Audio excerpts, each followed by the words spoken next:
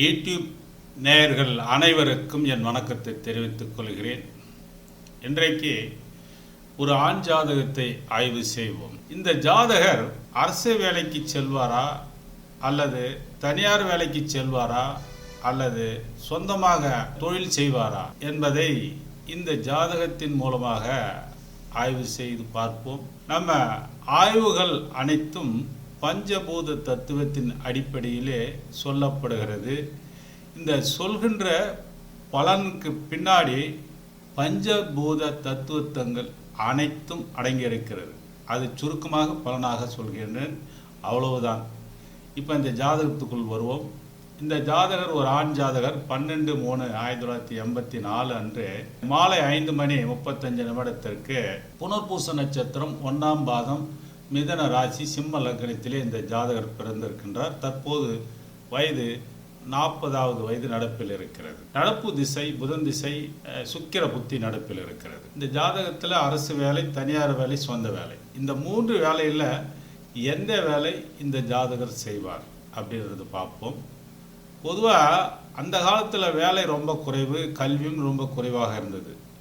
இந்த காலத்தில் கல்வியை பற்றி சொல்லணுன்னா, ரொம்ப விரிவாலாம் சொல்லணுன்னா கிட்டத்தட்ட 20 நிமிஷம் 30 நிமிஷம் கூட ஆகும். கல்வி வேலை இதெல்லாம் இந்த காலத்தில் நிறைய இந்த காலத்துக்கு தகுந்த மாதிரி அதிகமாக வளர்ச்சி அடைந்து விட்டதால், முக்கியமாக 2ஆம் பாவம் 6ஆம் பாவம் 10ஆம் பாவம் 2, 10, 6 இந்த பாவங்கள் சிறப்பாக இருந்தால் பொருளாதார ரீதியாகவும் வேலை ரீதியாகவும் சிறப்பாக ஜாதகம் அமையப்பெறும் என்பது ஒரு விதி இருக்கிறது. இந்த 2ஆம் பாவம் 10ஆம் பாவம் 6ஆம் பாவம் என்பது உச்ச ஸ்தானங்கள் என்று சொல்வார். உச்ச ஸ்தானம்னா தொழிலுக்கும் பொருளாதாரக்கும் மிக மிக ஒரு அவசியமான ஸ்தானங்கள். இந்த 3 ஸ்தானங்களும் மிக மிக முக்கியமான ஸ்தானங்கள். பிறகுதான் மற்ற பாவங்கள். ஆனால் வேலை சம்பந்தம், கல்வி சம்பந்தம் அனைத்தும் 12 பாவத்திலும் இருக்கிறது. மொத்தம் 12, 12, 24 பாவத்திலும் இருக்கிறது என்று சொல்ல வேண்டும். இது ஒவ்வொரு வீடியோவின் மூலமாக பார்ப்போம். தற்போது இந்த ஜாதகத்தை ஆய்வு செய்வோம். அதாவது அரசு வேலையை முன்பு பார்ப்போம். அரசு வேலை என்பதற்கு கிரகங்கள் மிக மிக ஒரு முக்கியமான சூரியன், சனி, இந்த 2 கிரகங்களுமே மிக மிக ஒரு முக்கியமான கிரகங்கள். பிறகுதான் மற்ற கிரகங்கள் அரசு வேலைக்கு. சூரியன் என்பது அரசாங்கம். அரசாங்கத்தினுடைய உதவி பெற வேண்டும் என்றால் சூரியன் சாதகமாக இருக்க வேண்டும். எதற்கு? நம்ம வேலைக்கு தானே பார்க்குறோம். அந்த வேலைக்காக சாதகமாக இருக்க வேண்டும். 2ஆம் பாவம் 10ஆம் பாவம் 6ஆம் பாவம் இந்த பாவங்களுக்கு சூரியன் சாதகமாக இருக்க வேண்டும். இந்த பாவ அதிபதிகளும் சாதகமாக இருக்க வேண்டும். சூரியன் மட்டும் சாதகமாக இருந்தால் பத்தாது, அந்த பாவ அதிபதிகளும் 2ஆம் பாவம் 10ஆம் பாவம் 6ஆம் பாவம் இந்த பாவ அதிபதிகளும் சாதகமாக இருக்க வேண்டும். இந்த மாதிரி இருந்தால் நம்ம அரசாங்கத்தினுடைய உதவி ஒத்தாசைகள் பெற முடியும். அடுத்தபடியாக சனி. இந்த சனியும் 2ஆம் பாவம் 10ஆம் பாவம் 6ஆம் பாவம் இந்த பாவத்துக்கு சாதகமாக இருக்க வேண்டும். மேலும் அந்த பாவாதிபதிகளும் சாதகமாக இருக்க வேண்டும். ஏன்னா சூரியன் என்றால் அரசாங்கம், சனி என்றால் ஊழியர் இல்லைங்களா?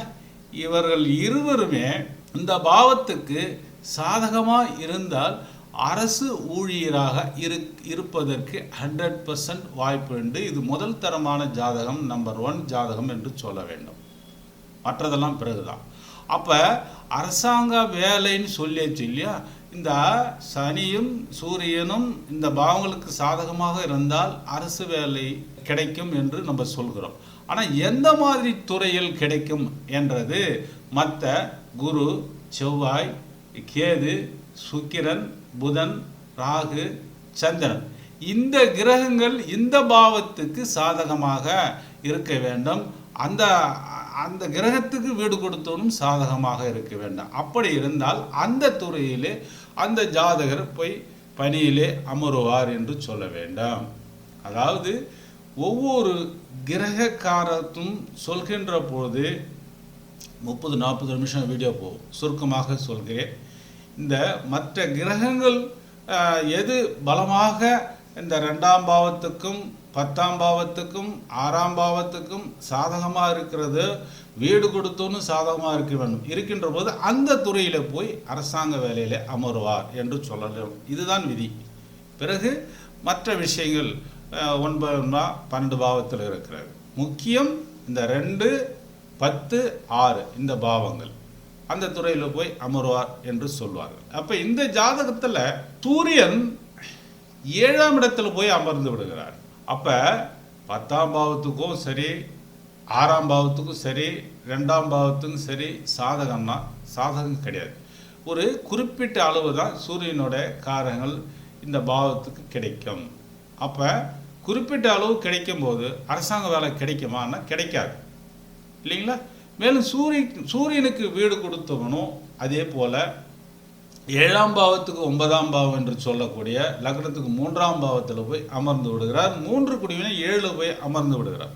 அப்போ சனி பகவானும் அங்கே 2, 10, 6 என்ற பாவத்துக்கு சாதகமாக வராததால் அரசு ஊழியராக இவர் சேர முடியாது. அரசு உத்தியோகம் என்பது இந்த ஜாதகருக்கு கிடைக்காது இல்லையா. இது உறுதி, இதில் எந்த விதமான சந்தேகமும் இல்லை. மேலும் தனியார் வேலையும் ஏறத்தாழ இதே போல தான். ஆனால் இந்த 6ஆம் பாவம் சிறப்பாக இருக்க வேண்டும். 6ஆம் பாவம் சிறப்பாக இருந்தால் ஒரு தனியார் நிறுவனத்தில் போய் ஒரு மேனேஜராகவோ இல்லை சூப்பர்வைசராகவோ இல்லை ஏதோ ஒரு வேலை செய்யலாம். 6ஆம் பாவத்து வேலையை செய்யலாம் இல்லையா. 6 குடியவன் தன்னுடைய பாவத்துக்கு 10ஆம் இடத்துல போய் அமர்ந்து விடுகிறார். 10 குடியவனும் 7ஆம் இடத்துல போய் அமர்ந்து விடுகிறார். இது இவர் என்ன பண்ணுவாருன்னா, ஒரு தனியார் துறையில் போய் வேலை செய்கிறாருன்னா நிரந்தரமாக வேலை செய்ய முடியாது. ஒரு மாதம் 2 மாதம் 6 மாதம் வேலை செஞ்சாருன்னா அதுக்கு மேலே இவர் செய்ய முடியாது. இவர் சுய கௌரவத்தை பார்க்கக்கூடியவராக இருப்பார். ஆகையால் அந்த தனியார் வேலையும் இவரால் செய்ய முடியாது.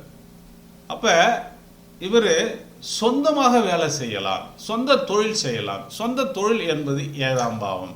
லக்னாதிபதி 7ஆம் பாவத்தில் இருக்கின்றார். 3 குடியனும் 7 இருக்கின்றார். 7 குடியனும் 9ஆம் இடத்துல, 7ஆம் இடத்துக்கு 9ஆம் இடம், லக்னத்துக்கு 3ஆம் இடத்துல போய் அமர்ந்து விடுகிறார். இது ஒரு தனிச்சிறப்பு வாய்ந்தது என்று சொல்லலாம். இவர் ஏதாவது ஒரு தொழில் செய்கிறாரு, வாடிக்கையாளர் தான் 7ஆம் பாவம் இல்லையா. வாடிக்கையாளர் 7ஆம் பாவம். இவர் வாடிக்கையாளரை கவரக்கூடிய வகையில் இருப்பார் என்று சொல்லலாம் இல்லைங்களா. ஸ்திர ராசியாக வருகிறது இல்லையா. அப்போ வாடிக்கையாளரை கவரக்கூடியவராக இருப்பார். வாடிக்கையாளர் அதிகமாக வரக்கூடியவராக இருப்பார். இவர் ஏதாவது ஒரு பிஸ்னஸ் தனியாக சொந்தமாக செய்கிறார், சொந்த வேலை செய்கிறார்னா வர்ற வாடிக்கையாளே விளம்பரம் படுத்துவார்கள். இவர் ஒன்றும் விளம்பரப்படுத்தணுன்ற அவசியம் கிடையாது. வர்ற வாடிக்கையாளரே விளம்பரம் படுத்துவார். காரணம் என்னன்னா 7 குடியவன் 3ஆம் இடத்தில் இருக்கின்றார் இல்லையா. 3 குடியனும் 7ஆம் இடத்தில் இருக்கின்றார்.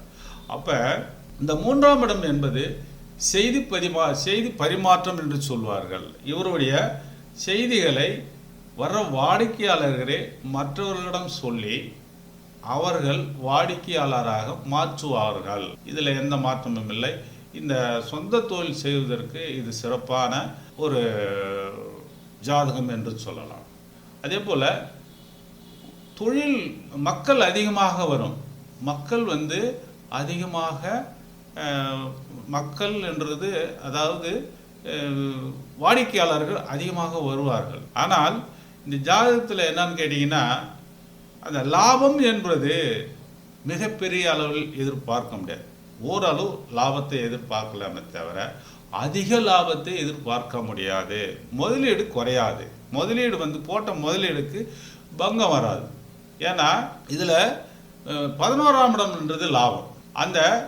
அந்த லாபத்துக்குரியவன் தன்னுடைய பாவத்துக்கு 10ஆம் இடத்துல போய் அமர்ந்து விடுகிறார். 10 குடியவனும் 11ஆம் இடத்துக்கு சாதகமான இடத்துல அமர்ந்து இருக்கிறதுனால் இந்த ஒரு சில கிரக திசையோ புத்தியோ வருகின்ற பொழுது அதிகமான லாபத்தை பார்க்க முடியாது.